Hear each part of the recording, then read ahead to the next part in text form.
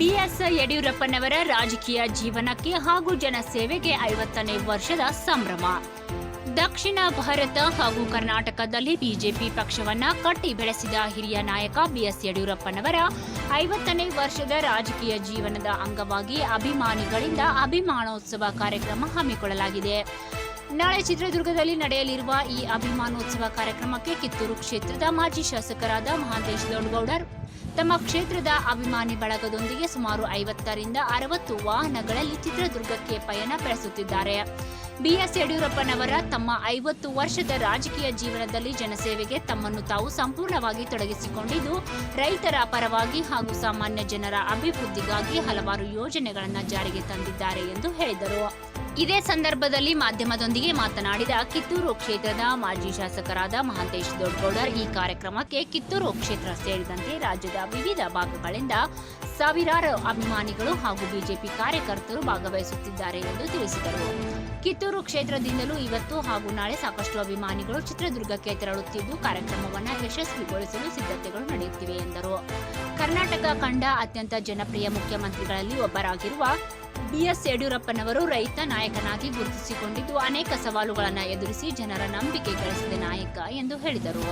BS ಯಡಿಯೂರಪ್ಪನವರ ಆಡಳಿತಾವಧಿಯಲ್ಲಿ ಭಾಗ್ಯಲಕ್ಷ್ಮಿ ಯೋಜನೆ, ಶಾಲಾ ವಿದ್ಯಾರ್ಥಿಗಳಿಗೆ ಉಚಿತ ಸೈಕಲ್ ವಿತರಣೆ ಸೇರಿದಂತೆ ಹಲವು ಜನಪರ ಯೋಜನೆಗಳನ್ನು ಜಾರಿಗೆ ತಂದಿದ್ದು, ಅವರ ರಾಜಕೀಯ ಜೀವನದ 50 ವರ್ಷದ ಸಂಭ್ರಮ ರಾಜ್ಯದ ಜನತೆಗೆ ವಿಶೇಷ ಕ್ಷಣವಾಗಿದೆ ಎಂದು ತಿಳಿಸಿದರು.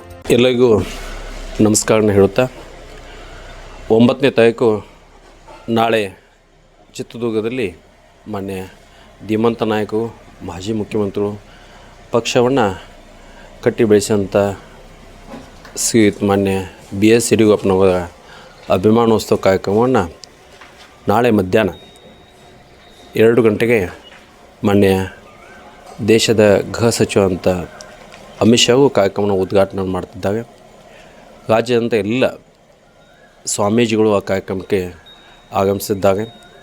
ಜೊತೆಗೆ ನಾಡಿನಂಥ ರಾಜ್ಯದಂಥ ಎಲ್ಲ ಯಡಿಯೂರಪ್ಪನ ಅಭಿಮಾನಿಗಳು, ಪಕ್ಷದ ಮುಖಂಡರು, ಪಕ್ಷದ ಕಾರ್ಯಕರ್ತರು, ಜೊತೆಗೆ ಪಕ್ಷವನ್ನು ಕಟ್ಟಿ ಬೆಳೆಸಿದಂಥ ಮಾನ್ಯ ಯಡಿಯೂರಪ್ಪನವರ ಸ್ವಾಭಿಮಾನ ಕಾರ್ಯಕ್ರಮಕ್ಕೆ ಕಿತ್ತೂರು ಕ್ಷೇತ್ರದಿಂದ ಅತಿ ಹೆಚ್ಚಿನ ಒಂದು ಪಕ್ಷದ ಮುಖಂಡರು, ಕಾರ್ಯಕರ್ತರು, ಜೊತೆಗೆ ಮಾನ್ಯ ಯಡಿಯೂರಪ್ಪನ ಅಭಿಮಾನಿಗಳು ಬರಬೇಕಂತೇಳಿ ಈ ಮೂಲಕ ತಮ್ಮೆಲ್ಲ ವಿನಂತಿಸ್ತೇನೆ. ಆ ಕಾರ್ಯಕ್ರಮ ಯಶಸ್ವಿ ಮಾಡ್ತಕ್ಕಂಥ ಜವಾಬ್ದಾರಿ ಎಲ್ಲ ಯಡಿಯೂರಪ್ಪನ ಅಭಿಮಾನ ಪಕ್ಷದ ಮುಖಂಡರು ಮತ್ತು ಕಾರ್ಯಕರ್ತರು ಇದೆ ಅನ್ನೋ ಮಾತನ್ನು ಹೇಳುತ್ತಾ, ಮಾನ್ಯ ಯಡಿಯೂರಪ್ಪನವರ ಒಂದು ಅಭಿಮಾನೋತ್ಸವಕ್ಕೆ ಒಂದು ಶುಭಾಶಯ ಸಹಿತ ಕೋರ್ತೇನೆ. ತಮ್ಮೆಲ್ಲ ಅನಂತ ಶರಣು.